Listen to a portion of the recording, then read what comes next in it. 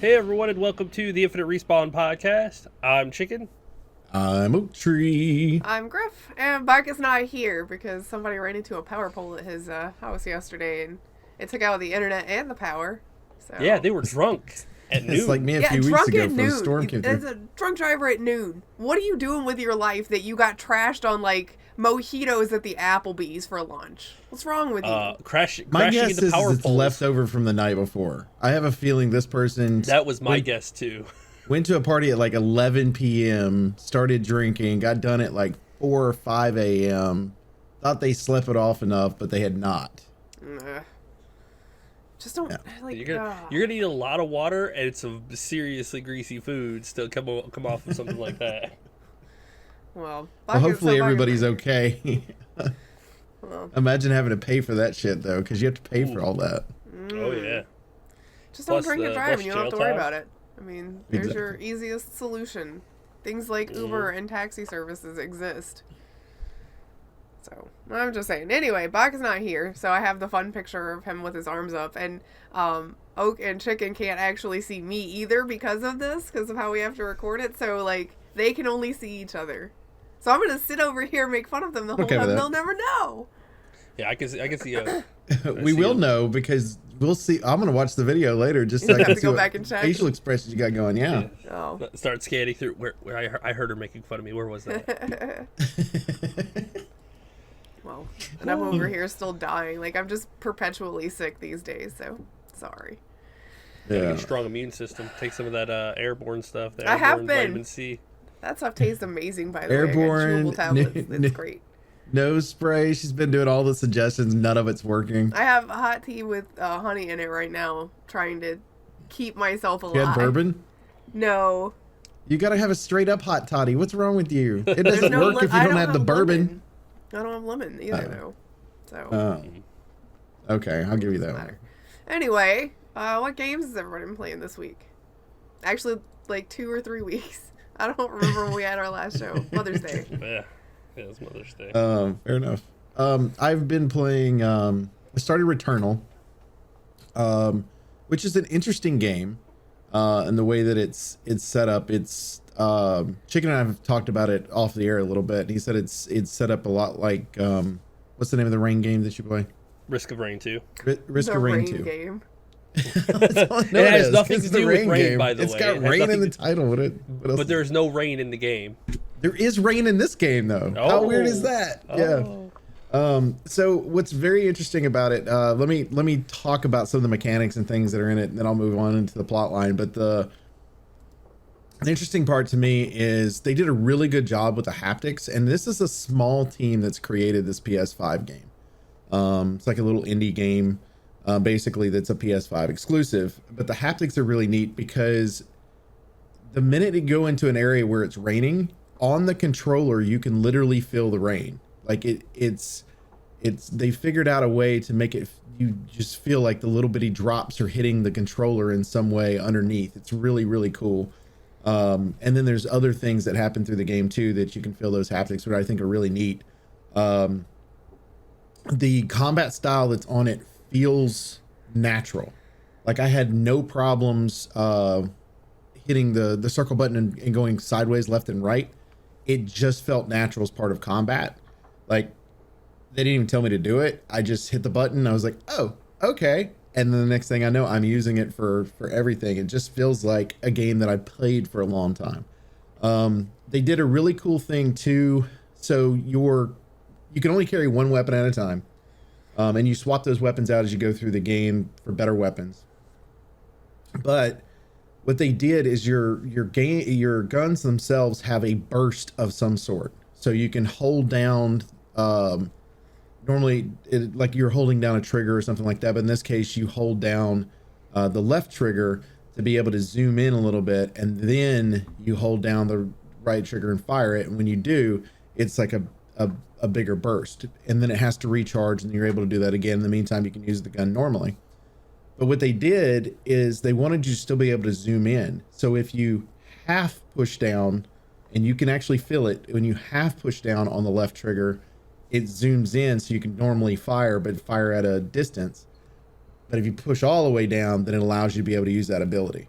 which I thought was a really neat little tactic that they had on there. The thing that's going to frustrate a lot of people with this game, I think you're either going to love this game or hate this game. That's just the way I look at it. I think you can see one or the other, is the fact that when you die, you start over. If for any reason you'll lose internet connection, like mine did 100 times earlier today, then you lose. It's like you died in the game. So even though there's a rest mode, you can keep it in rest mode on a PlayStation 5. If you lose an internet connection in between your plays, then it's like you died. If you turn it off for any reason, it's like you died and you have to start over. Why does that have the always on internet connection? You can turn that feature off. I would, but I use it as a cloud. I use it as a cloud save. Just because you do have certain things that are permanent that will carry on from life to life, but most things don't.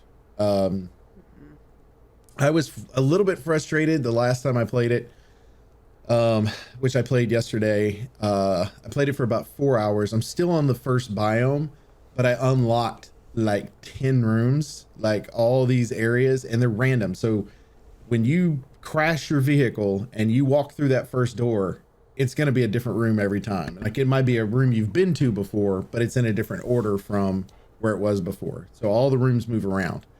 All the battles change. Some of them are harder than you're used to. Some of them are easier than you're used to. So all that kind of changes. The other thing is, I did finally figure out how important embers are. Embers are something that carries on from life to life. And one of the things that I finally got to where I unlocked was an ability to be able to see one of my old characters die, but it wasn't necessarily my character. It might have been a previous life before I ever played the game type thing. It's so weird on how the plot line's set up, but you'll see that little thing. If you scan it, you have an option to basically avenge the death of that character. And if you do, you have a big battle that takes place. And if you're able to win that, then you get 4 embers out of it. Or you can just scavenge it and try to get the weapon off of the old one for like 3 embers. But if you have 6 embers, there's one room that is it's a save point for one time off of a death. I thought it was going to be a multiple thing, and I'm like, yes, I don't have to worry about starting over the spaceship again. And the answer to that is no, that is not true. You basically go into that room and you can only use it one time for that run. And you go in, you use your 6 embers, it creates a save point. So all the rooms and everything when you got to that point are there. But then once you die, you'll start back over there again from when you first saved it. And you can go back through and play. But if you die again, you start from scratch all over again. You did. You did. But it's fun. Like I don't get mad at it. Like I feel like with Dark Souls and things like that, those games can just frustrate the hell out of you because of the way they're designed. You have to go back through. This didn't feel that way. This felt like it was, okay, I'm building towards something.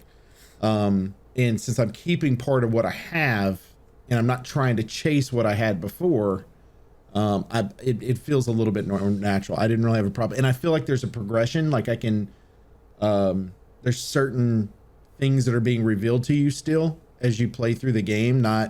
It's not one of those, oh shit, I got to go through all this again. And hopefully I get to the next plot point, to be able to go through. There was still something there, but right now I'm really enjoying the game. I think it's, really well done. I wish I had more time with it. I'll be trying to play it on my own on the outside instead of streaming it because Biomutant's coming out this week. And I will be spending a lot of time in Biomutant. I've been waiting on that game for like 4 or 5 years. So definitely going to be getting into it. And the other thing is, we played some, I did start up a little bit of Mass Effect, just to see the pretty, if you will. The Legendary Edition, just to kind of check it out a little bit. I know, Griff, that you've been playing it a good bit. Talking about it in a minute. But I did fire it up a little bit just to see what it looked like in 4K. And in 4K on my system, it was running at right at 100 frames per second, which I was very happy with. But granted, that's the first one. So when I get the second one and third one, I guarantee you I'll have to run it at 1440p just to get a good frame rate out of it. But at least it looked nice for a little while. And then, but I did go to, we've been playing Apex. There's new 3v3 style that they've put in recently with the new season. Is very nice. Like, I really like it. It's a good change from their BR. Their BR is fun to me, but this is, you get in, you get out. You go in, you play, you die. You don't feel like you're short-sighted anyway. You get in, you go play again. And we had a blast with it because it was strategic, and you get trying to use the different abilities and stuff. Do I want to use an ability? Do I just want to be able to shoot? What I want to do? Who do I want to run? It's kind of neat to strategize and see what we want to do as a team, because I got the same couple of people that I always play with. That's fun. But we did make a mistake, and I'm going to tell everybody this mistake because I don't want anybody else to run into what we ran into. Okay. Which is one of the options that they have on Apex is to have clubs, which I think of as clans. So here's me and my friends wanting to play. We can always see who's online. We can talk inside the little clan thing and be able to go out and play. That's not how it works on Apex. You can do all that, but on Apex, if you're in a club, you get set up with other clubs. Oh. So if you go in and all of you are part of one club, you get annihilated if you're not good at the game. Like, I'm mediocre at the game at best, because I haven't played it for the last 9 seasons. I just played it this season, the last part of the last one. And we were playing against people that, because you got a little score sheet that's on their banners. One of them was 6.4 million damage that they've dealt out. They had another one that did like the same team. Another one get dealt out like 4.2, and another one dealt out like 3.5. Like, these were good players. And it was like, okay. What's happening? Yeah, it's like, why did we go from, being able to feel like we had a chance to being annihilated right off the bat, and then we got rid of the club, and as soon as we did that, it was regular games. So we're like, okay, don't do clubs, got it. So it's like their version of like ranked mode. They have a ranked mode. Well, I guess it puts you, because you're playing with a group, it puts you with other people that are playing with a group, and those people are like, yeah, I think it's consider it more organized play. Yeah, I would say that organized play, or I think it's probably a ranked practice if you want to think of it that way. Yeah, it's like scrims mode. Yeah, and I think that's because they do have a ranked mode, but I think this is a way to go through and just kind of play against other people that are high end. I won't be doing that again. I can tell you that now. Are you sure? Get good. That's how you, I'm 100% positive on that one. You're gonna be one of those like Apex pros. Yeah, get good. The problem is if you don't even get a chance to shoot your gun, you can't get a chance to get good. I mean, you gotta do the old Halo thing where you land and start like crouch running as you zoom by. Oh, you can see they still have that. The problem is you have to do it on that one, and you have to do it on mouse and keyboard, which means I'd have to switch from the Xbox Series X over to that. So, yeah, use it. I can tell you the technique and everything on how to do it on it, but I don't do it. Yeah, so that's basically what I played. I think over the last couple weeks, whenever it was, however many months we've been out, I don't even know anymore. This year just kind of going on, leaving everybody behind. Oh man.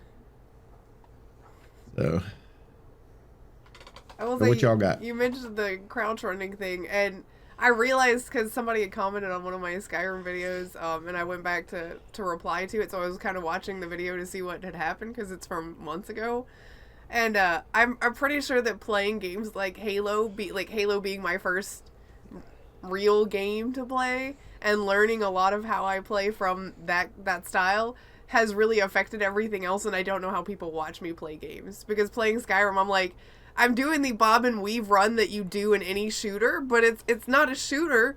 Like, why am I doing this? It's because this is just how I've learned how to play, and it's like, I was watching it and I was like, this is unwatchable. Why am I like this? Why do I have to be like this? That's when you put captions on the screen. Left, yeah, right, left. Like, oh man.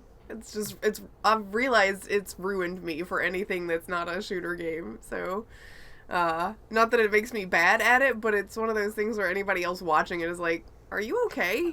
Like, what's going on?" It's just me. It's just me being weird. But I am playing a shooter game currently. I'm just not recording it because I'm playing Mass Effect, which is, I mean, I say it's a shooter game. It has shooting in it, but I feel like with the first Mass Effect, that's not the real like meat and potatoes of the game. That's just like the salad, the side salad part. It's like, here's a thing that we put on the table to be pretty and make you kind of interested. The main course is really talking to all of these people for hours on end. I mean, that's what RPGs were originally. I mean, it was mostly I don't have a problem with people. it. I'm obviously still playing it. I love it. I still have the problem. I had to have the conversation with Caden, where it's like, slow down, buddy. We're not getting married. I never said I was interested in dating you. I only asked you the same friendly options that I have asked everyone else. Like, they really were like, we want to put a romance option in. How do you think how do people like each other in the real world? And they're like, well, they just talk, right? Okay. Getting married if you talk to somebody then. Y'all, come on. Because correct me if I'm wrong, Mass Effect 1 is like, you talk to the person first to get to know them. Mm-hmm. Second one, it's like they ask you to go do something for them. So you go do a side quest for them. Ashley and Caden don't. And really? I don't think Liara does either, which are your three romance options in that one. It's with Caden, because I have not played Male Shepherd because I like the actress for FemShep so much. So I don't know how it is for Ashley, but with Caden, it's like, I'm getting to know my crew. What's up? He's like, hey, what's up? Here's some of my backstory and why I have headaches all the time. And you talk to him like the next time, and he's like, yeah, here's some more of my backstory. Being a biotic really sucks because they're mean to you, and as you know, children, they almost kill you. Actually, they do kill a lot of them, but that really sucks. And the next time you talk to him, he's like, so I picked up some signals, and I'm thinking maybe you and I are gonna settle down and have like 37 kids. And you're like, whoa, wait a minute now. I was only having friendly conversation with you. That's not how this works. And I feel like funny. I hate having to like stop that, like put the brakes on that conversation, because you're basically kind of mean about it. You're like, no, this is a professional relationship and you need to stop that right now. I'm gonna go away now. Oh, okay. Like, it's so mean and abrupt. I mean, Ashley's is about the same, because, you know, you meet her as a crewmate and you find out she's a space racist. Yeah, she's not talking to me much now that I called her a racist. And then it's like, here, I want to help you become better. And then she's like, oh, you want to get married? It's like, what? I just want you to not be space racist. How did you go from that to let's get married? Like, yeah. I think the first time I played, I couldn't decide between Ashley and Liara at that one. So it was like, all right, well, I'm gonna do as much as I can with both of them. And then they meet you in a room together. They meet you in a room together, and like, you have to choose. And one of the options is, what about both? You know, like one of those things. Yeah, that is and it's option. And it's like, so basically I can choose one or the other. The other one gets mad depending on which one you choose. And if you choose both, they both get mad and they leave. And I'm like, okay. Let me reload that last save. Yeah, the romance in that game is absolutely terrible. Yeah, you get one conversation, and then you're signing up for marriage already. But see, I don't understand, because you would go, okay, it's the first entry into a series. BioWare didn't know what they were doing, but BioWare wrote great romances in Dragon Age Origins already. That game predates Mass Effect 1. I don't understand what happened, and because those romances are really, really good. Like, you romance Alistair, and it's like I legitimately fell in love with a pixel man. I don't know what to do with myself now.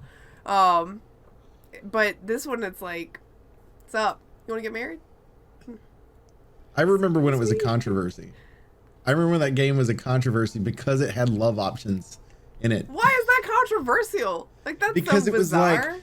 Like, is this gone too far? Are video games gone too far with virtual sex? Let me throw this at Griff. Griff, Mass Effect 1 is older than Dragon Age Origins. Is it? I swear it's not. Why? Okay, please explain to me why the mechanics in Dragon Age Origins are so bad then. They're not that bad. They are for the bad. time. It's terrible. It is a tabletop game.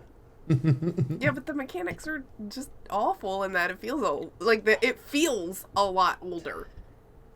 If you play it from top down, it plays a lot like Divinity. No. But they did a lot of superfluous stuff in Dragon Age Origins that was not needed. Like, all of the various injuries that you could get that a health potion's not going to cure, so you also have to have a health poultice so that you can, like, smack a band-aid on yourself in the middle of combat to fix your broken arm.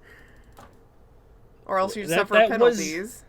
That was necessary. Otherwise, you would literally... Somebody would go down... It was so necessary that it never showed back up. They would. Well, it was necessary for that game, because otherwise you would literally run in with your full team, nuke it, whatever, without any concern for anybody dying, and then they would all get back up and fully heal at the end of fights, regardless if they died or not.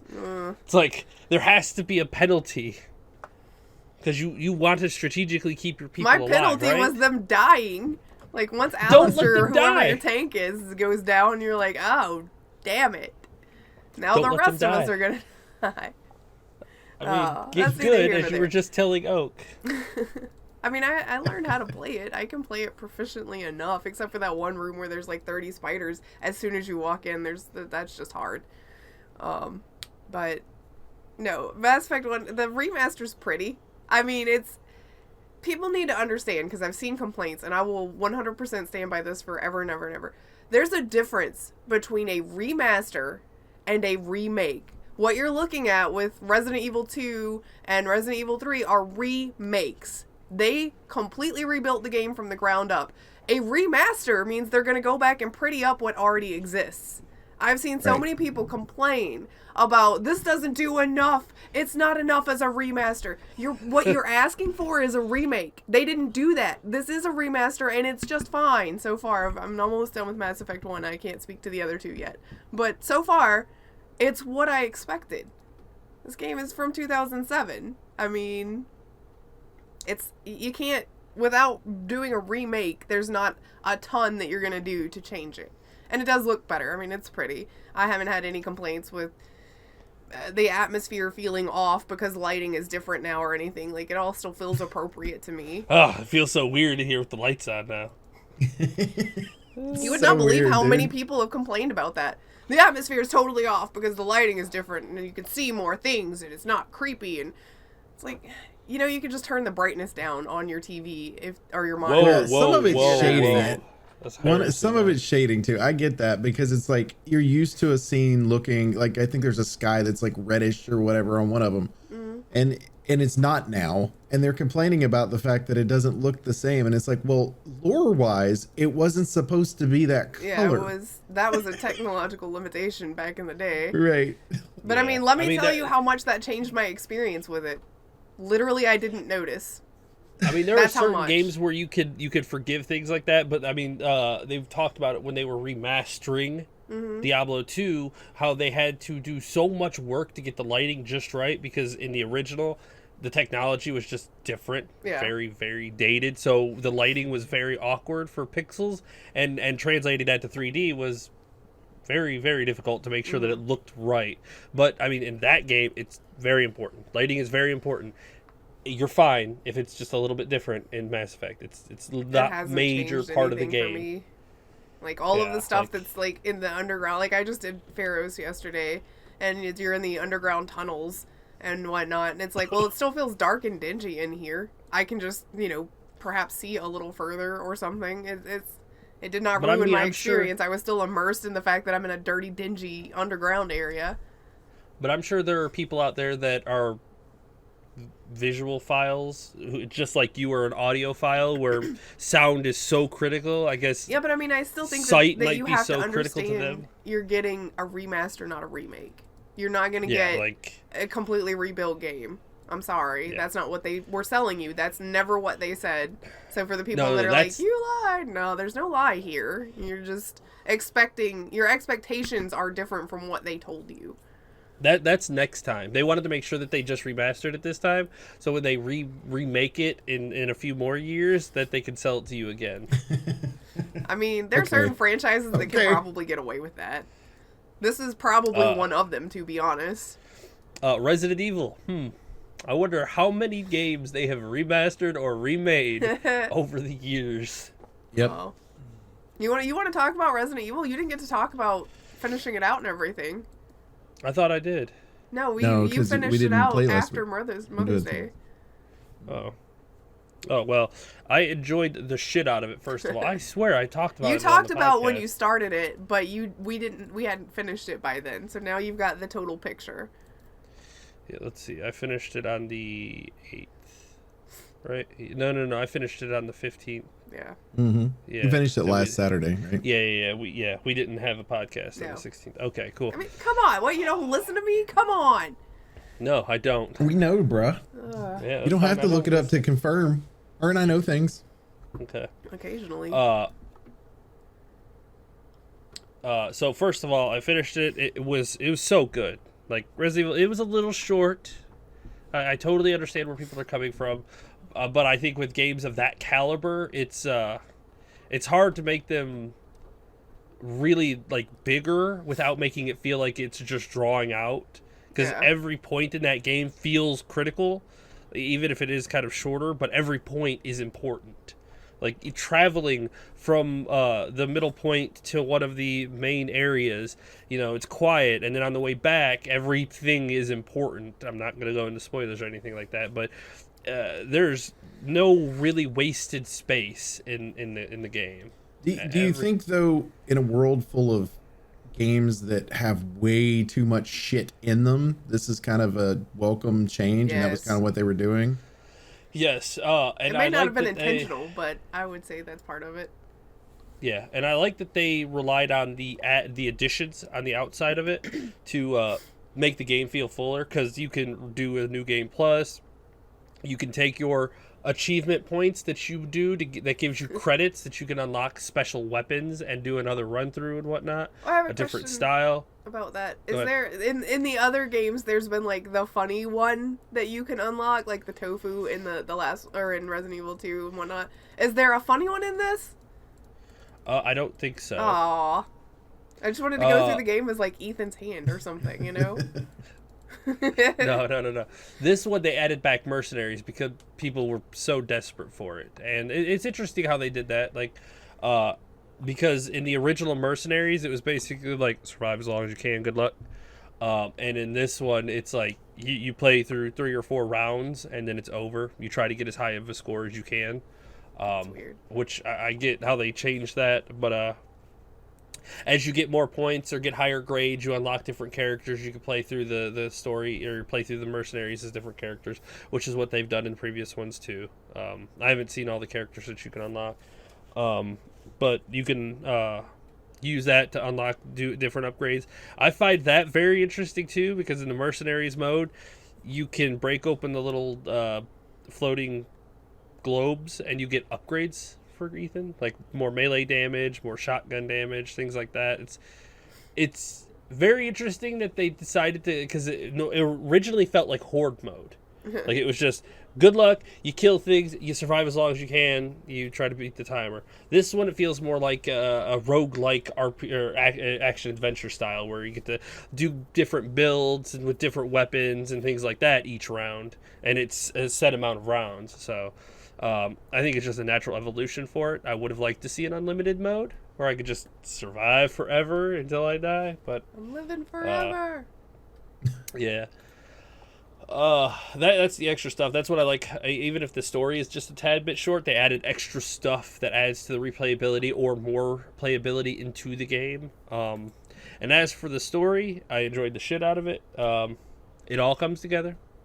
All of it comes together. They wrap it all up. Capcom just, puts a little bow on it.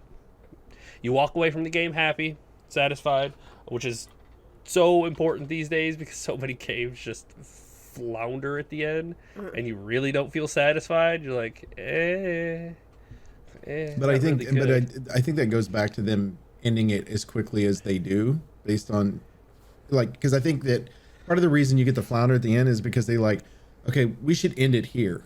And then somebody comes into a room and goes, but we should have 4 more levels. And then they're trying to figure out how to create 4 more levels to fit around and then it doesn't feel satisfying at all.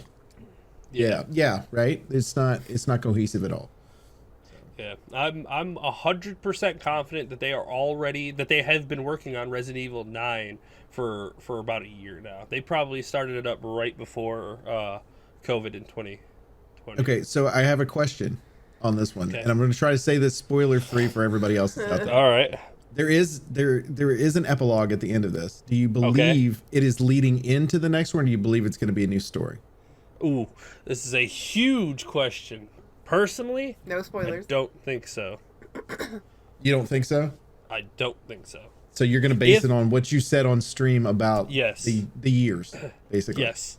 That's exactly it. If they, I'm not going to say that they aren't going to, but I'm just going to say, based on the information and the way they have been doing things for the last 26 years, 24 years, that I don't believe that they will do that, because that will be a huge deviation from what they have shown so far. Short of, waiting that long to get another game, which I really don't think. I mean, they really set it up though for you to get that. So I mean, are they really going to make you wait for that? Yeah, but you could do but I feel like what they're doing really well with this and setting up that epilogue, it's almost like, and I could be wrong, but I feel as though they're trying to create similar to what Marvel did for their cinematic universe, which is set up what's coming in the future, but not necessarily what's coming next. Like, it's not the immediate future. That's what I think they're gonna do. Is that they've set it up. They set it up for a while from now, but that's not what's coming next. Right. So interesting. that's the way I think about it, because of the history of what the series has done via that point. So I try to use as many loose terms as possible. Everybody who's played and finished the game or watched the stream totally understands what I'm talking about. But for the people who don't, go ahead and just play it. Go buy all 8 Resident Evil games on Steam just and start play them from the beginning. Yes. Oh, there are several offshoots that you could play too. You mentioned things that are on Steam, and Chicken, I was thinking about this. Chicken had pointed out earlier that the Saints Row Remaster is on, Saints Row 3 Remaster is on huge sale, and they've been talking about, because it's coming to the next-gen consoles and everything, which, it's Saints Row 3, but I think Chicken pointed out, we were reading some of the reviews, and one of the reviewers is like, there are a couple of things that have been taken out, and this game has always been, one of those risque games to start with, but one of the things that's notably absent, apparently, is the dildo bat. And I can't help but wonder, they just ported it over to Switch. I wonder if they took it out because it was going to Switch. And this is, the remaster is the remaster of the Switch version, basically, of those files. Like, I wonder if that's why it's missing. Maybe. Like, I want to buy it because I want all the DLC and everything, but at the same time, like, if you took out one of my favorite weapons that was just for fun. Well, I can say, if you want to use the dildo bat and you can't get it on that, you can play Shadow Warrior, because it's one of the options for your saver. I feel like you told me that, and I think I actually added Shadow Warrior to one of my watch lists on Steam. So. This is only a minor-ish spoiler for one of the unlockable items in Resident Evil 8, but with the credits that you earn for the achievements and whatnot, you could buy... No, it's actually a lightsaber. Damn, that's not nearly as fun. I mean, it's still cool. You could use a lightsaber. Like, Ethan walks around the game with a goddamn lightsaber. It's actually a double-ended lightsaber too. Oh, he's like Darth Maul over there. Yeah, like he spins awesome. it when he attacks and shit. It's like, damn. Well, I'm impressed you're spitting out Star Wars knowledge. Me? Right? Yeah. Occasionally, I know some random things about stuff that I'm not particularly interested in. So there's one of my Star Wars facts that I know. It's like 1 of 5. I did have another game, and I can't believe I forgot it, by the way. And I can't believe that you didn't call me out on it, Griff. Now I'm trying to figure out what it is, because I'm sure we've talked about it. To continue my Resident Evil thing, me and Kat finished Resident Evil 5. Yeah. We finished Resident Evil 5. She handled herself pretty well all the way through. Spoilers, it's been so many years since the end of Resident Evil 5, but we got to the last level, and you got to fight Wesker. Woo! Big surprise. And this shit, like, if she watches the show, I'm sorry, I'm throwing you under the bus, but she, at the end, you get split up. One person falls to the bottom and has to lure Wesker away, and the other one is up top. Okay, so eventually we figured out what we were supposed to do. She kept falling off the other side because Sheva runs across, the bridge falls, and you have to hit it's the hardest button prompt in the game. Yeah. You have to spam the button for 30 seconds solid. If you fail, you die. You got to start over. 30 seconds solid. She failed it like 4 times. Hey, QuickTime events are awesome. Shut up. Awesome.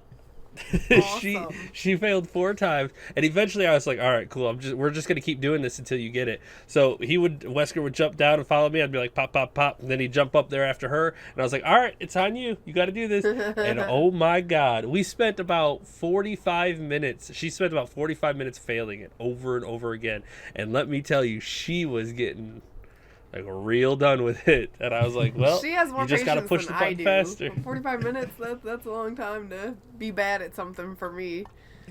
So at least you were playing with her and not me. I've done it with you before. I know, I'm just better at QuickTime buttons than she is. There was nothing I could do to make it easier on her. Nothing. I could not do anything. So it was entirely on her. I was like, all right, it's on you. Good luck. And she eventually, because she plays with the controller, she eventually had to go to the keyboard so that she could mash it fast enough. And she eventually got it. You gotta teach her and then I had to loose go hand spam. Yeah, no. But then we got to do the Chris boulder punching thing, which is the most iconic moment in the entire fucking Resident Evil series, because Chris punching the boulder and then pushing it, like, dude is built like a damn mountain. He just punches the boulder like 4 times and then pushes it and then shoulder charges it and then punches it again and it rolls. It's like, damn. So funny. Chris is an absolute unit.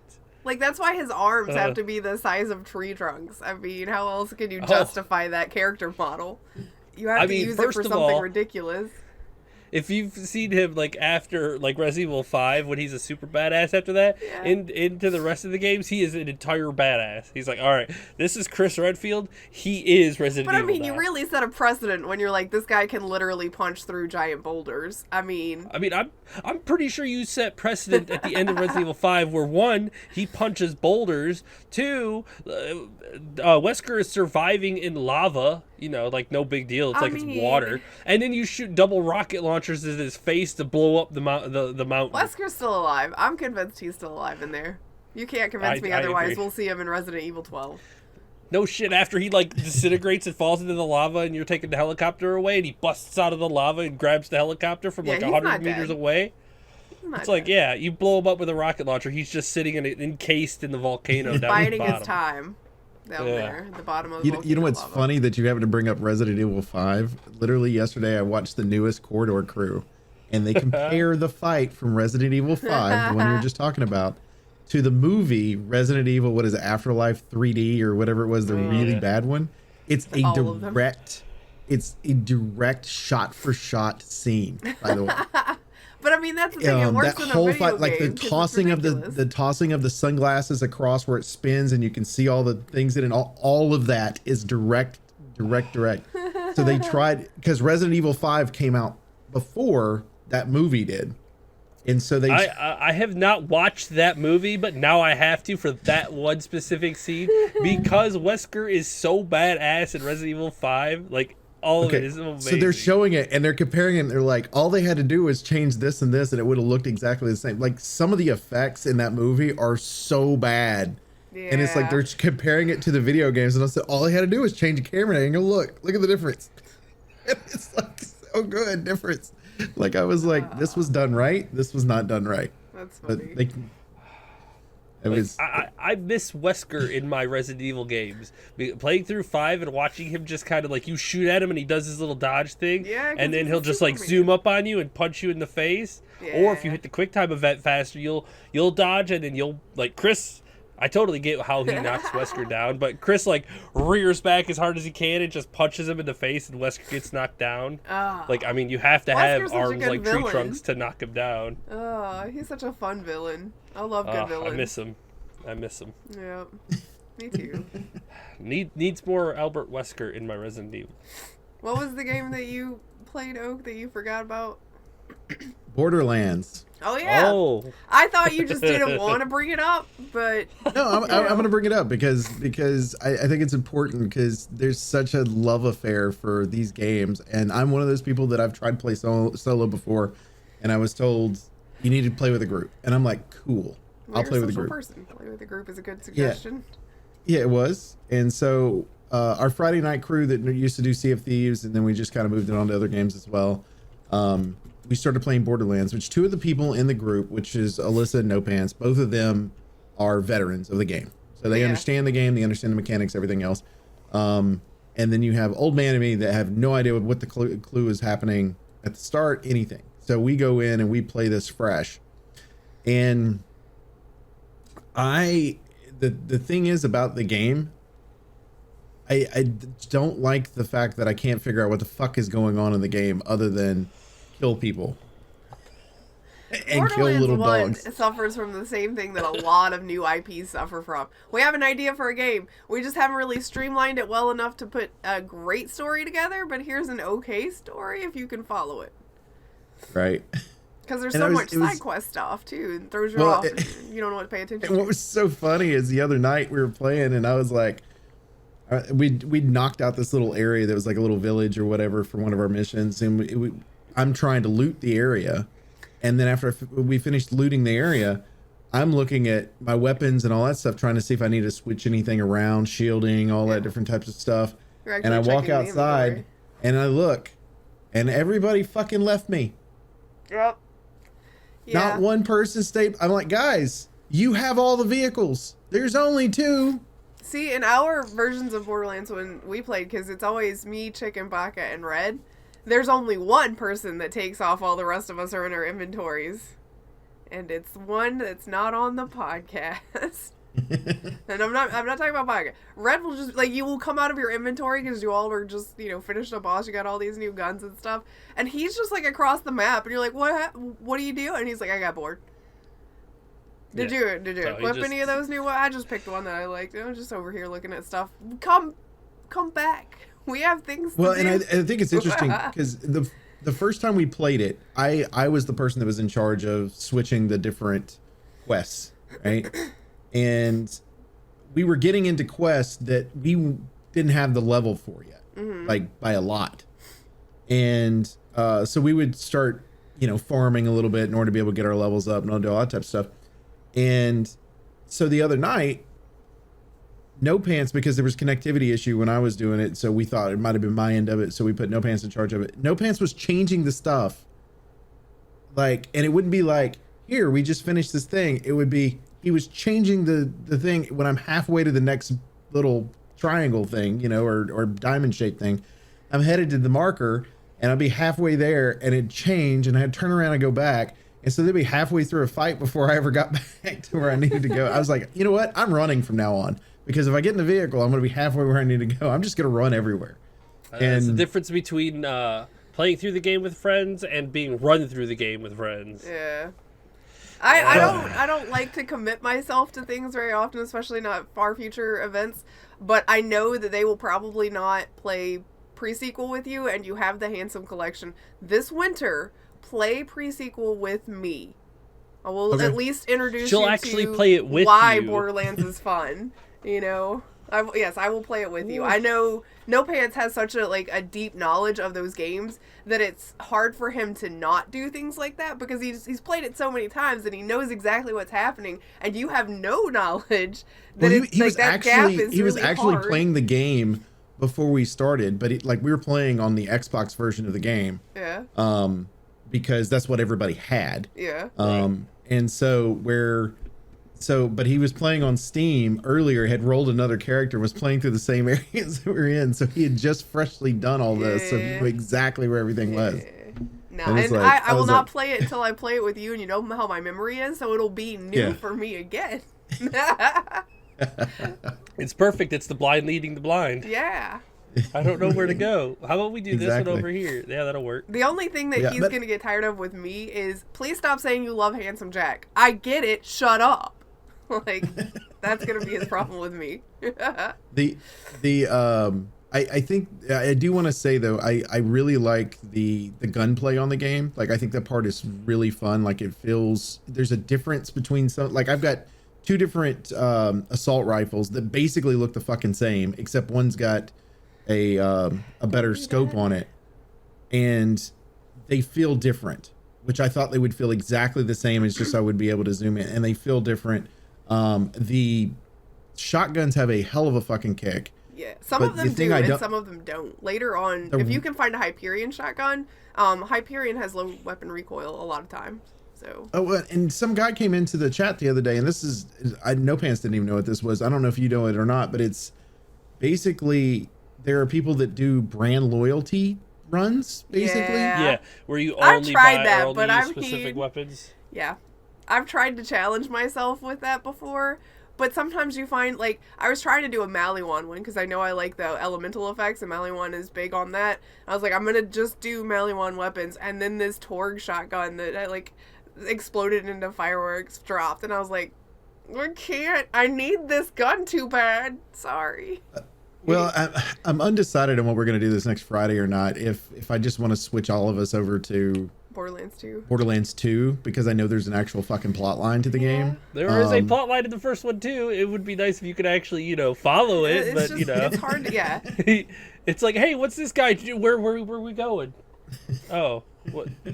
Okay, I guess I just won't talk to this guy. He looks important. One of the things that it would be nice if No Pants and Alyssa would do for you is be like, okay, this is a main mission quest. We've been doing side quests. Do you remember what happened the last time we did a main mission? And kind of like bridge the story. Yeah, I didn't even think about that. But yeah, like that would make sense. Maybe I'll talk to him about that because I think that makes sense. But it would probably be actually helpful because they know which ones are main missions, and No Pants is the one especially with like old man has to read everything. He can't hear the actual dialogue. That is unfortunate. So he's reading everything. And so if you're moving from one to the other, he can't necessarily keep up. So, maybe that's a better way to do that, because we can say, okay, we're on side quest. Here's a main quest, and then we have an idea of what to do from there. Yeah, I like that. Here's a main quest. Like this is what happened in the last main quest that ties this together. Like, okay. I mean, that's what I do whenever I play. Like, if I've played a game and other people are playing it with me, I basically am like pure support. I'm like, all right, let us run through it. You lead us, and if you need help, I will guide you in the directions that we need to go, and I can protect you if things get too dicey. But I want you to experience both of them have done really good about not spoiling anything, but at this point, I need spoilers because I don't fucking know what's going on. I need story recap. What happened? We just did all the side quest shit. What's going on? I legit know I'm shooting things. That's it. That's all I got. Hey, you said you didn't want spoilers, so you're going to beat the game without spoilers. You're going to beat the game and still not know what happened. I could play through this game twice and be like, oh, this is what happened. All right, cool. Borderlands 1 not my forte, but if you need any gaps bridged with Borderlands 2, you just let me know. I'll fill you in. I got it. I got it. Thanks, I appreciate it. I'm here for you, man.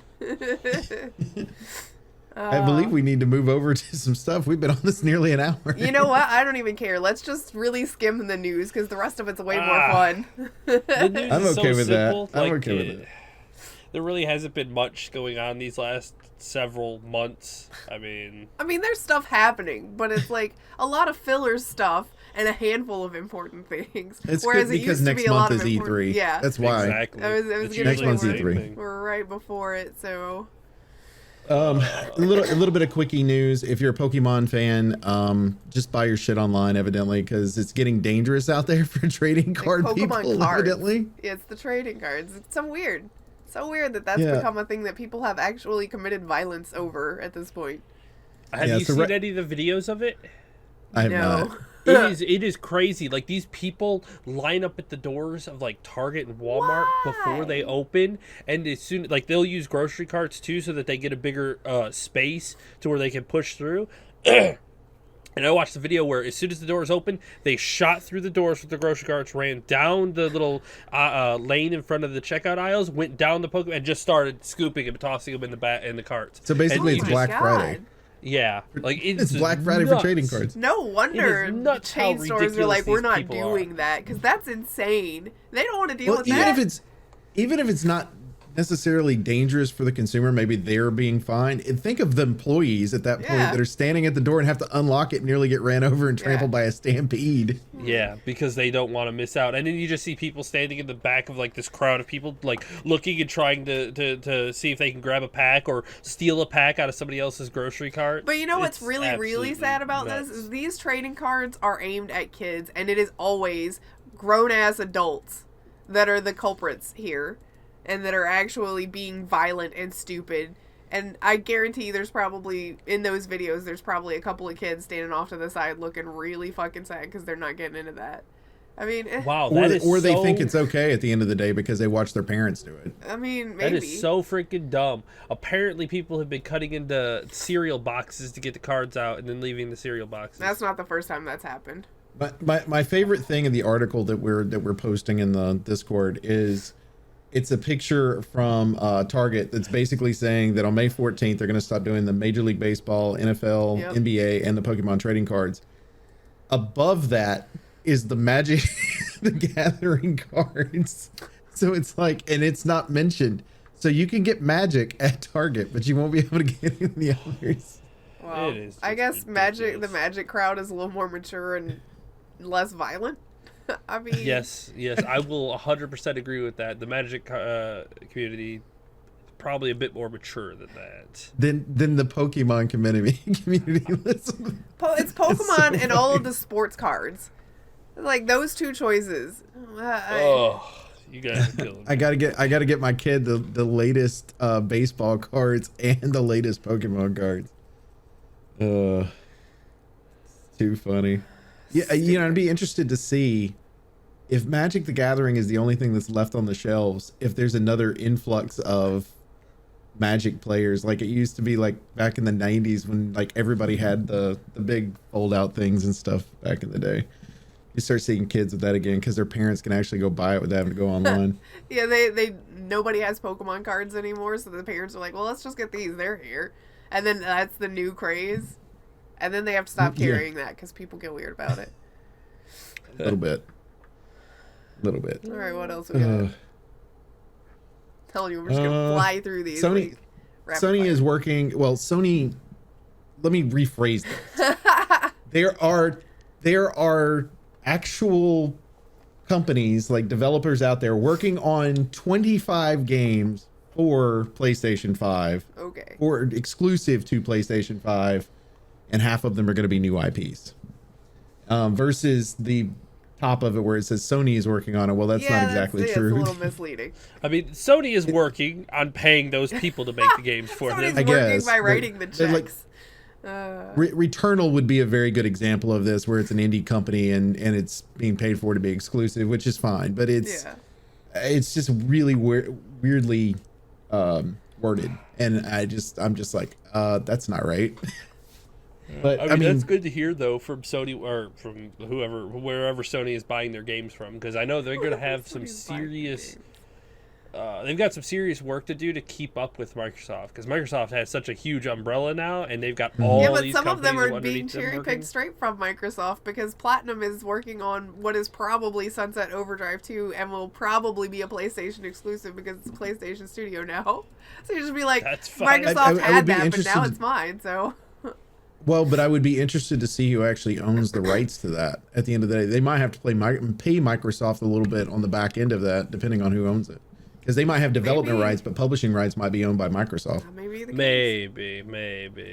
Let's see. I mean, as long as I get a Sunset Overdrive 2, I don't care who publishes it. If I have to buy a PlayStation 5 for it, I mean, I guess that's just how life's going to go if I can ever get one.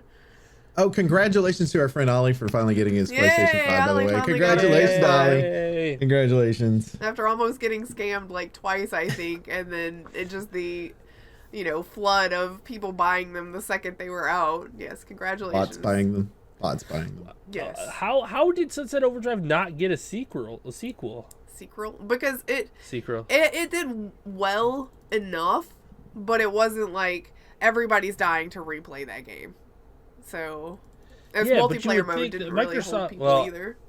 I guess it was 2014. So, and I mean, it got like really good scores across the board. You think that they would have taken that and like, too. A lot of launch titles are like, we're glad that did well. Moving on.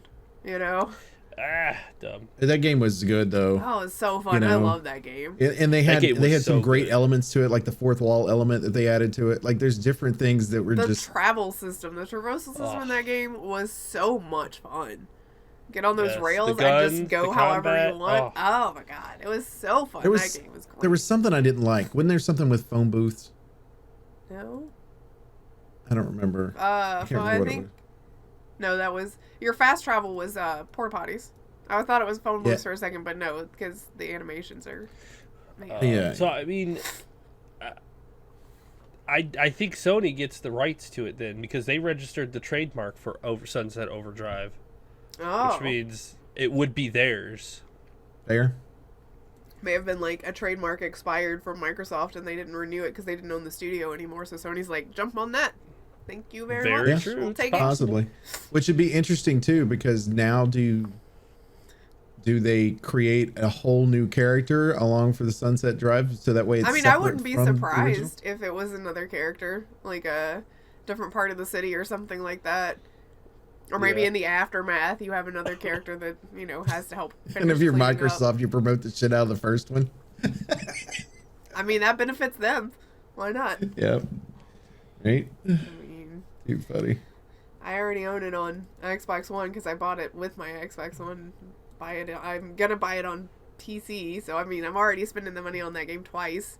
Remaster it and give it to me again, and there's a chance. I mean, it just depends on whether or not I've bought it yet on PC. Yeah, the game is great. 100%. If you have never played it, you missed out. Buy it and play it. Yes. Guarantee you will enjoy it. The only thing that I have an issue with, and it's the only thing that stopped me from playing it like this time last year because I loaded it back up, is there is a game-breaking bug that happens in the first half hour of the game. If you get that, I am really, really sorry, and that sucks, but it's like a 50% chance that you're gonna get it. So if you get to a point where you can't progress, just go ahead and start over. It'll reset it, and you probably won't get it on the reset. It just sucks that it's 30 minutes in, you know, or depending on how long it takes you to get acclimated to the traversal system, it might be more like an hour. But still, 100% recommend it. Reset and go again. Totally worth it to get past that point and play the whole game.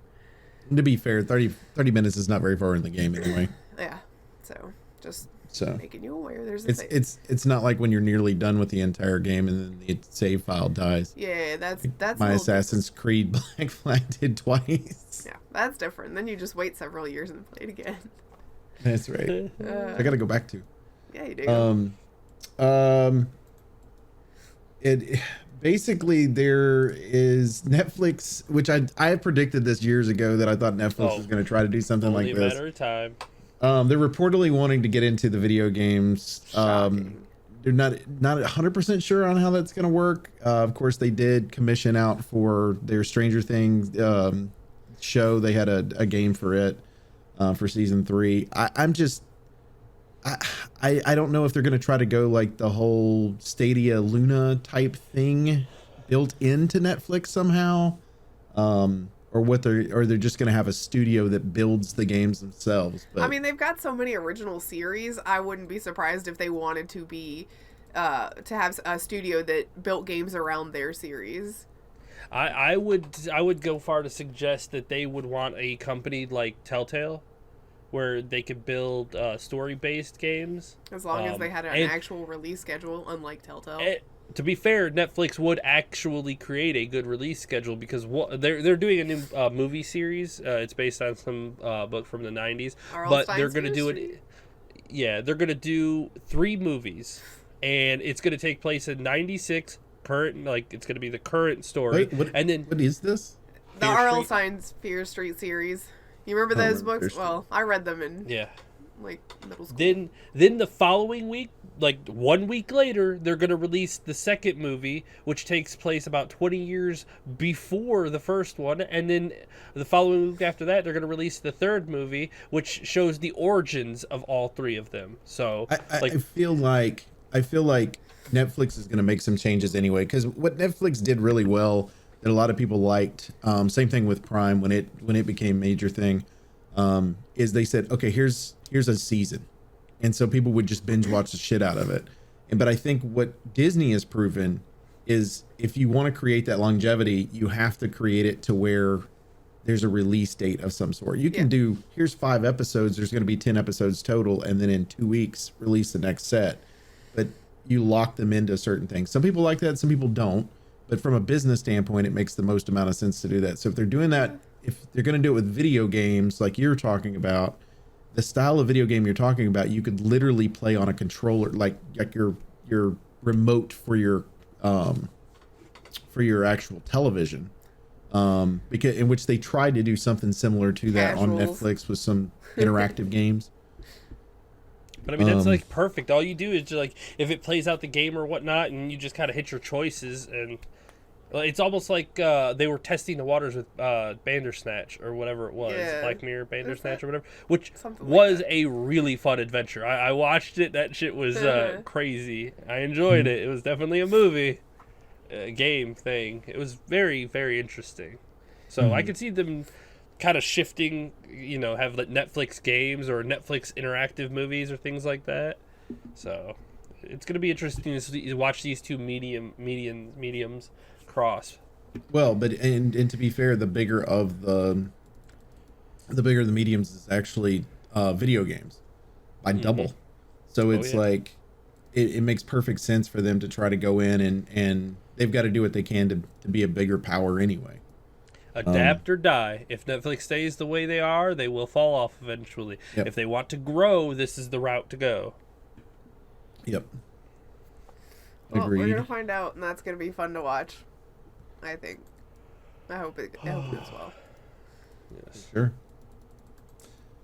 I don't think I read this one. The Deep Silver and Time Splitters. Time Splitters, of course, has a big fan base. Old games, Time Splitters 2.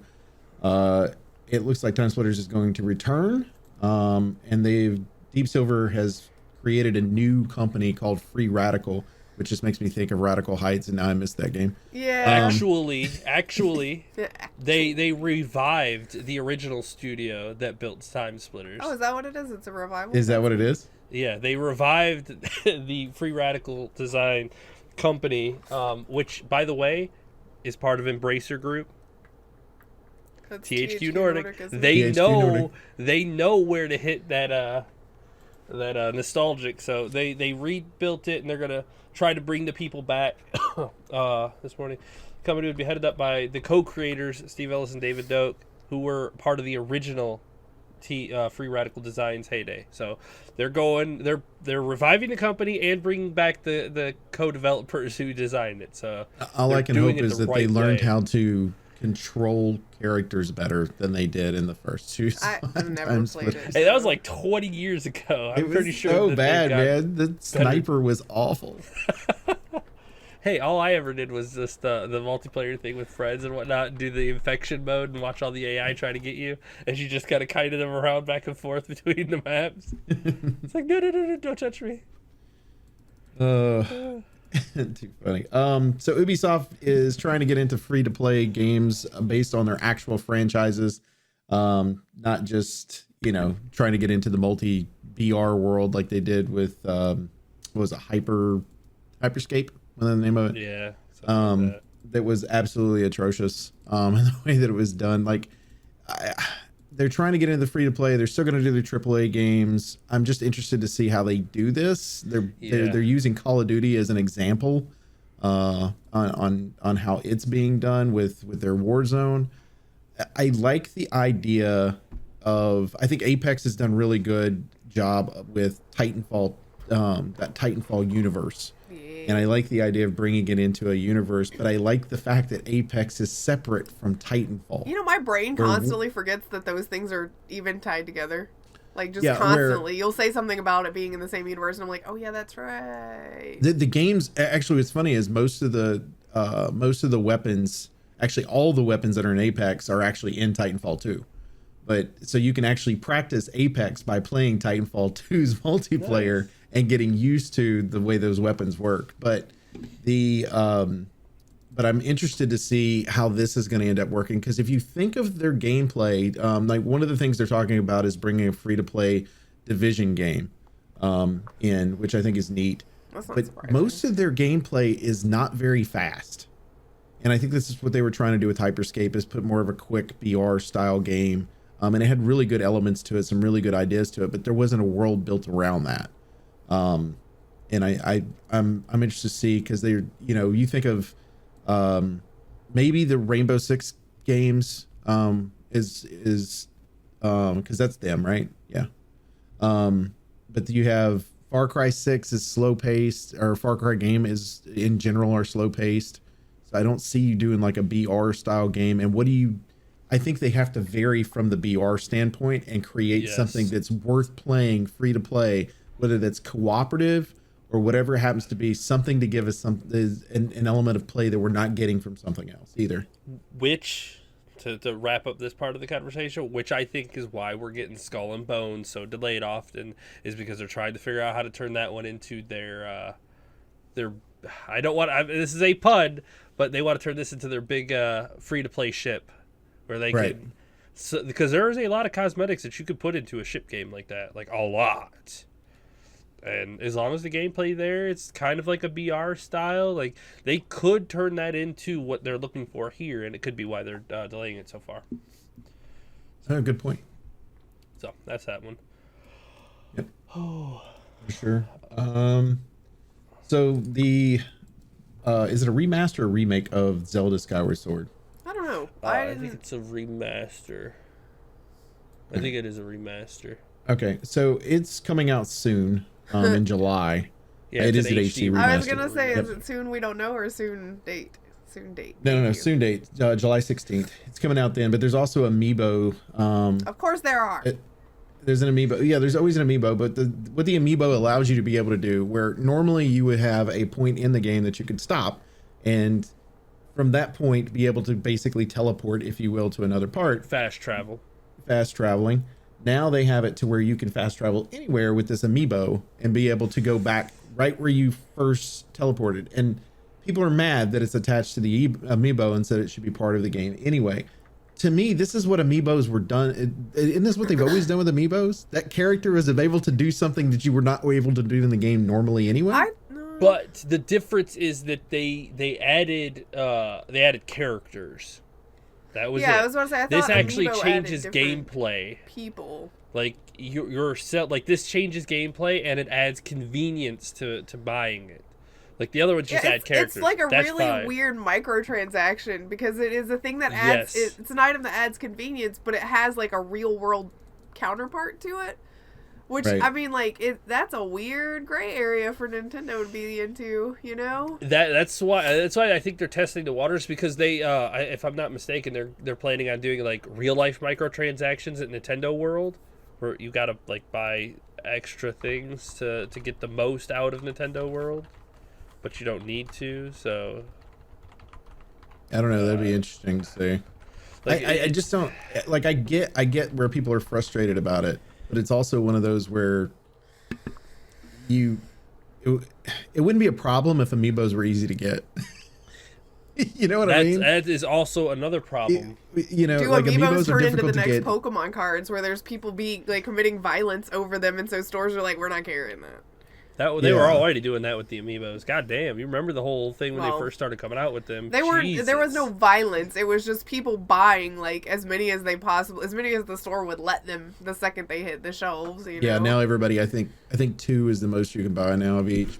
And there's a reason for that. I think the other thing about this is too, it's a single player game, so you're looking at it as, is it that important or is it not? Like, I could see this if it was PvP. I think the only thing you worry about it being is what we were talking about, which is you're introducing Nintendo, who wants to be very kid friendly and wholesome and everything, is introducing an extra avenue of revenue that you would see in like a free to play game. You're purchasing a convenience item. It's a microtransaction, but it does have a thing. But it is really at the heart of it a microtransaction. Well, and I'm wondering if it's their way to get around the loot box problem. So I mean, you're buying something though. It's not a loot box where it's random. Well, here's the thing. It's the problem with a loot box. Part of the problem with the loot box, the reason purchase, even if you could purchase it yourself, because they didn't have regular loot boxes with Fortnite either, but Fortnite was predatory with the way they did their bucks. I think So it is. Physically, you're buying a physical item, and I think that's their way around it, where digital items, you don't really get anything for that, where they're saying if you're purchasing this particular physical item, you're getting that extra. And I think it's their way to skirt any of the laws that have been passed over in Europe to kind of stop that type of shit. So, I mean, again, like the problem with the difference between this one and the other Amiibos is the other Amiibos feel like DLC. Like you're buying it for something. This one, like, it literally changes the gameplay mechanics of the game. Like that's where you start drawing a line. It's like, yeah, you could sell DLC in any way that you want, but when you start selling things that are extreme convenience and gameplay altering, it's like, where do you want to draw the line? Like, I mean, imagine Legend of Zelda Breath of the Wild, if they sold an Amiibo that lets you fast travel from any point, where you could only fast travel from towers if you didn't have it. but wouldn't this be similar to the way that WoW has the system where you can pay a certain amount and be able to boost your character all the way up to a new character all the way up? Or do you already have to play the character, one character already, to be able to boost a second, correct? No. You could boost any character. In retail, I think. I don't think you can do that in classic. You can boost one character. Oh, yeah, one character. But every account is limited to one boost. Yeah, you can only boost once, and then you you have to figure it out from there. The retail has the perfect comparison to this, because in retail you have to go to a flight path in order to fly to other flight paths. Okay, right. But in the game they offered you an item that you could just get for free. All you had to do is the quest. It was called a Flight Master's Whistle. Anywhere you were, you blew the whistle, it took you to a Flight Master, and then you could fly wherever you want. It's the same principle as this. Like, you don't have to go to the Flight Master to fast travel anywhere. You just blow your whistle, and you just teleport wherever you want. So theoretically, you could add an element into the game itself that would allow you to unlock this exact same thing without having to buy the Amiibo. Like a quest it would be exactly the same at that point, because you either purchase the Amiibo to get it at the beginning, or you have to run a quest inside of Skyward Sword to be able to get it. Yeah. Or you could make it so that you beat the game once, and then you can do that, where you have to unlock the things, and then you can do it. Like, that would be much more acceptable, because that's just kind of another convenience thing, but not gameplay altering, because you could still get that in game. Yeah, as long as there's a way to get the equivalent in game, I think it'd be okay. But that's selling you. I mean, just to see if Nintendo comes out with something on that, or they time release it. They're like, okay, for the first 6 months, it's not going to be a thing, but then we'll add it in for everybody or whatever. Again, that's fine. Weird. A little bit more accepting of things like that, but completely rendering gameplay mechanics behind a paywall, that's kind of where I like to draw my line. Kind of. Yeah. Then you're going to have those people go, play it right. Why are you trying to use the easy way by using the Amiibo? Play the game right. Play it. Well, this one will segue into the other one pretty well about gameplay mechanics and making things easy.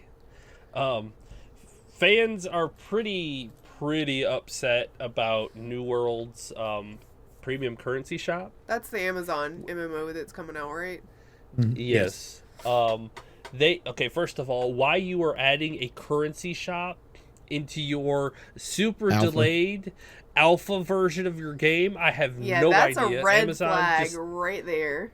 Stick to delivering your packages, okay? Well, part of the reason they said that they did it is they did it for a trial, basically, to see what people were going to buy and what they were not willing to buy.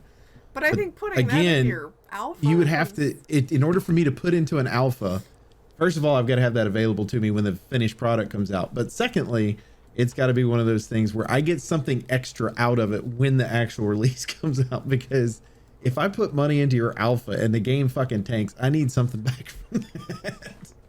Yeah, like, okay, my problem with this is that WoW has been around for 17 years, and yeah, it has boosts and whatnot, but if I'm not mistaken, you have to have at least one character at max before you can start boosting, but that might not be true. I think you could just boost straight out of the gate. But it's either you boost a character to near max level, or you level. Mm-hmm. Like shortening, like they've never had a short of the items in game.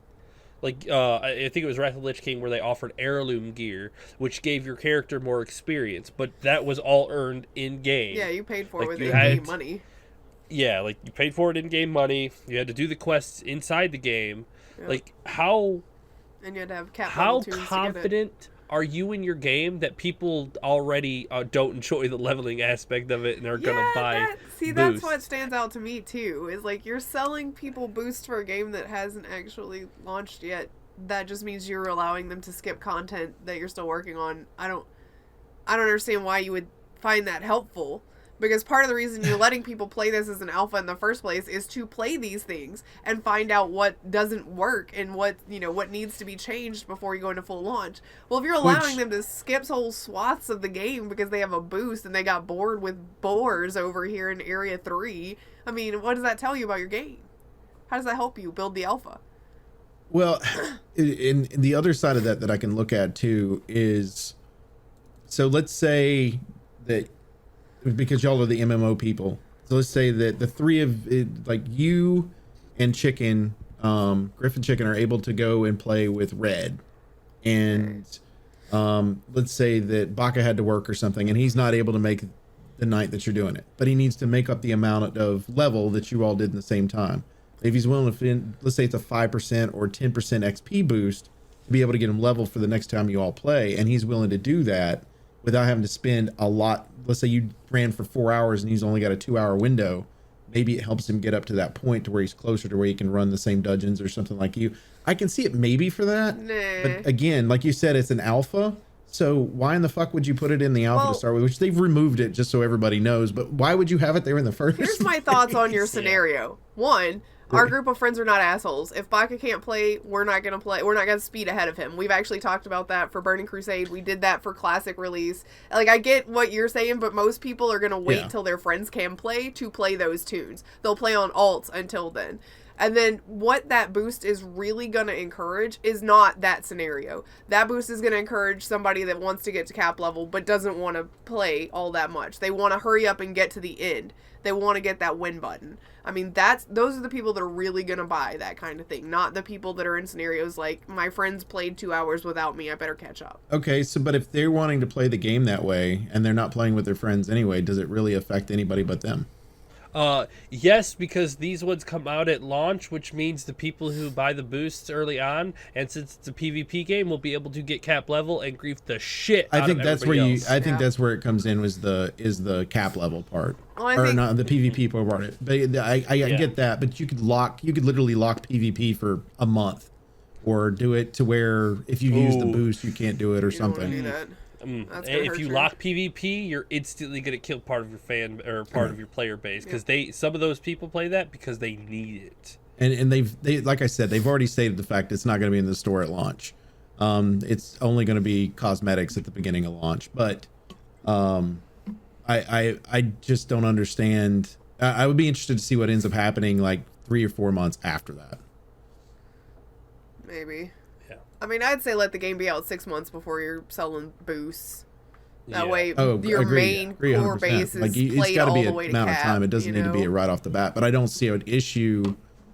Again, maybe like depending on what kind of classes they run, it's one of those you're wanting to boost another class to be able to help your friends. Yeah, you're playing an alt. Yeah, and so you use it for an alt or whatever. I actually prefer that over. Me personally, than being able to just spend $1 amount to be able to boost an alt character, even though you can only do it one time. What's stopping Amazon from going, you can do it 25 times? You know, it's your money, you do what you want with it. Well, to be fair, I think you could do that in retail. Boost as many as you want. Yeah. I don't know. They've made so many changes to retail to facilitate people spending money on the real store. But I mean, also, that's part of what's killing the game, too, is you have so many people that'll boost characters and then not know, and this was one of the things that I was going to mention, too, is you let people pay for these boosts. Does it affect you because, it's an MMO? Yeah, kind of, because when I get to cap level and I'm trying to raid, you've got people that boosted a tune all the way up, and they don't know what they're doing, but they want in the raid. It's like, ugh, no? That is far too common. Well, but that's why I would prefer the 5 to 10% versus the full thing. Yeah. Like it was an XP boost where maybe it lasts like an XP boost, which you can't purchase them directly, but like an XP boost in COD, the way it works is it lasts 1 hour. Like it's got a limited amount of time that's on there, but you can't purchase them. It's something you get when you're doing your Game Pass or whatever. It's something you unlock as you play through the game. But and it gives you that XP boost for just, it would be like 15 minutes, 30 minutes, 45 minutes, or an hour is the max that it would do. And maybe it would be something like that. But like, again, I would prefer if somebody was going to do it 6 months down the line, not at start, but it's 6 months down the line and they're trying to do an alt. At least that way they're learning it. They're not learning it as well, but at least they have the mechanics down versus let me spend $60 and put myself at a level 30 or whatever, you know? Yeah. Oh. So I don't know how much a boost costs. It's obvious, but still. Because I have money. That's what I'm going to do. I mean, this is like retail is the perfect example of what happens when you hit the casual versus the average player, like a committed player versus a casual player. And WoW has been struggling so hard with that over the years. So you know what their answer was? Fuck it, just give them 2 different games. Retail for the casual people who don't want to invest, and classic for the people who just want to invest in the game. There you go. Those are 2 options. I mean, that's really what they did. Well, I look at it as easy mode versus hard mode based on y'all's description of the game. It's pretty much how it is. Like, retail is much easier. Like, it's casual. a lot more casual, where you could just jump in. What I used to do when I played, it was sign on, do your dailies, do a dungeon, go take a nap. Yeah. I mean, and that's really what WoW retail has become, is make sure you sign on to do your dailies and have a nice night until your mythic raid is up or whatever it is that you're doing. Like your one thing a week. Wait for the next expansion. Yes. Hold on to your dollars until we're ready to sell you something else. I don't know, man. So, weird. So that's that. The last thing I wanted to talk about, just kind of an update a little bit. We talked about the trial that's currently going on between Apple and Epic. Tim Cook, who is the current CEO of Apple, recently discussed that part of the reason that they keep everything in-house has to do with security and privacy issues. And then if we start opening that up to third-party stores, that there's a good possibility that those that privacy and security would be at risk. It is interesting because during that entire argument, Epic comes back with showing some of the stuff that kind of made its way through the process of being able to be approved for the Apple Store. One of which is a thing called Ganja Farmer, which is Weed Empire. What? No way. Yeah. Ganja Farmer, Weed Empire. Which it violated several of the app's guidelines, but they did end up pulling it. Tim Cook basically said it's not 100%, it's not perfect. We do have mistakes, but there is 1.8 million apps on the store, which, by the way, how many of you think those are duplicates of other apps? I mean, I'm sure there's a lot of knockoffs. Yeah. You know, thinking about this, it's interesting. Like, Apple has such a stranglehold on what does and does not get on their store or whatnot. Like, I mean, I'd have to look at their guidelines of what's acceptable and what's not. Like, because as the years have gone on, I have come to appreciate Steam's open market, where it's literally like, we built you a market, and as long as it's not, like, horrific, just put it out on the streets and let's see what happens. Let the people decide. To be fair, they did regulate that too. That's part of the reason they had the green light program to start with. But they stopped doing that. They stopped doing that, but they still have a process to be able to be put on the market. Like if you had one that said Mom Stabber or something like that as a game, that's probably not okay. You have not seen some of these games on Steam. Yeah, well, but I mean that's kind of they've tried to regulate it before. What was the really bad game Hatred. where it was literally about you just killing people? What was it, Death? Hatred. Or whatever the hell it was called? What was it? Hatred. Are you guys listening to me? Hatred. Oh my god. You get quiet. God damn. I said it like 4 times. Talk. You have to talk loudly. Yeah, hatred is like And a if I'm good not example mistaken, of that. it's still there. No, they brought it back. They had originally taken it off and then brought it back. Yeah, which that game's garbage. That game doesn't need to be on there. Yeah. But again, that's kind of my point, where Steam is like, the people can decide on what's acceptable and what's not. But I also think that the thing is Steam is located on a Mac machine but everything's a download from their own personal website versus you going out and purchasing a phone that's literally your life, because most of us have cell phones and carry them around, and that's where we communicate with everybody and everything. Versus, you making the choice on a website whether you want to download that or not. I think it's different because you're wanting to have a certain Open app market. on an open market on there and create a liability issue for everybody else that's trying to hold on to that security and that privacy. And I think it's just, one person making that decision could end up being a problem in the long run. And it's one of the things that you and I discussed beforehand, which is this is not a battle for that. This is a battle for whether Epic can get the shit on their store and be able to not have to pay a percentage to Apple. That's what Epic it is. Epic wants their store on the iOS. And because it is an iOS system developed by Apple, they choose. said no. Yeah, they could choose. It's literally their house that they built. Yep. That's their right. That is how it works. Now, if a consumer wants to start a fight with Apple for something, then that's a whole different legal battle that if it happens in the future. And I'm pretty sure that battle's happened several times, by the way. Yeah. There's just been no follow through. Nothing big enough to make Apple lose yet. No. Everybody loses eventually. So mm-hmm. Well, I mean, they lost to Android for a few. Like there was a battle between them and Android on technology stealing, essentially, and Apple lost one, paid Android for it. Android lost one to Apple for another one, and then ended up sending like whatever the payout was in dimes or some stupid shit and dropped them off at their location. Oh, assholes. Yeah, but. I think that's where it's going to be interesting to see what ends up coming out of there, because this could end up changing the rights of an actual corporation versus another corporation. And do they have, because it's commonality to have this particular product now,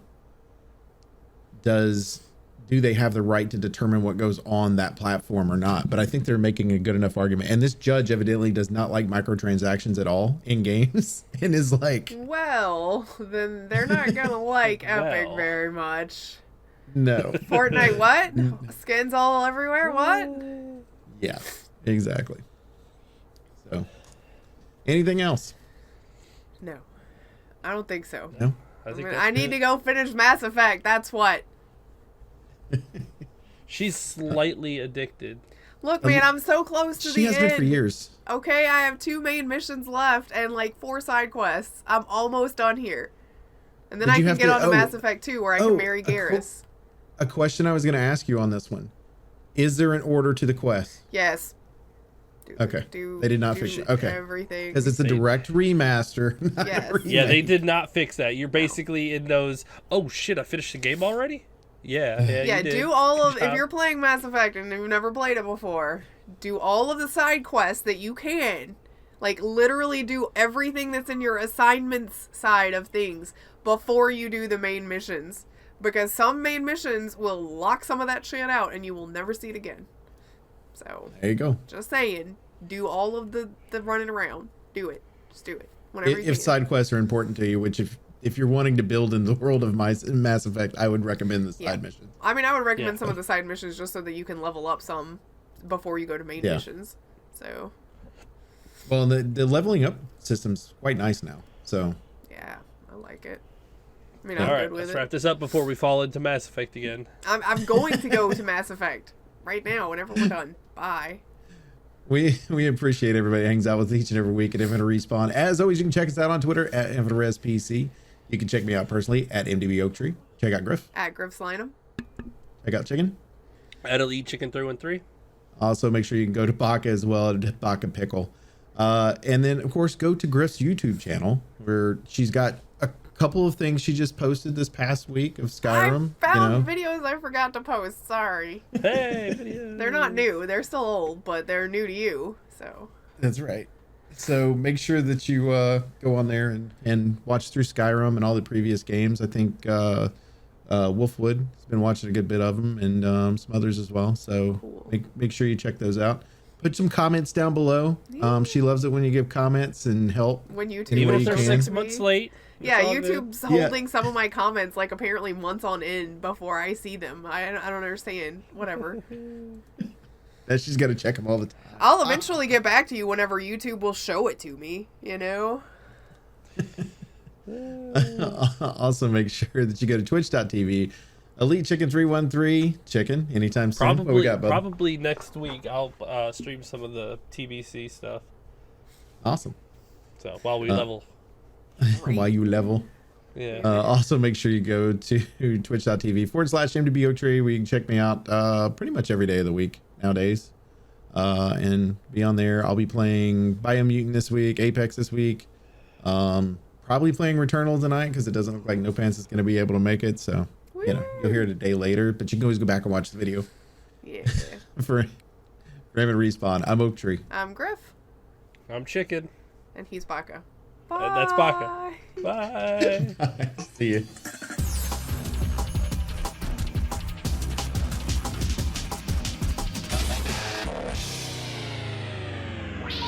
Please hang up and try again.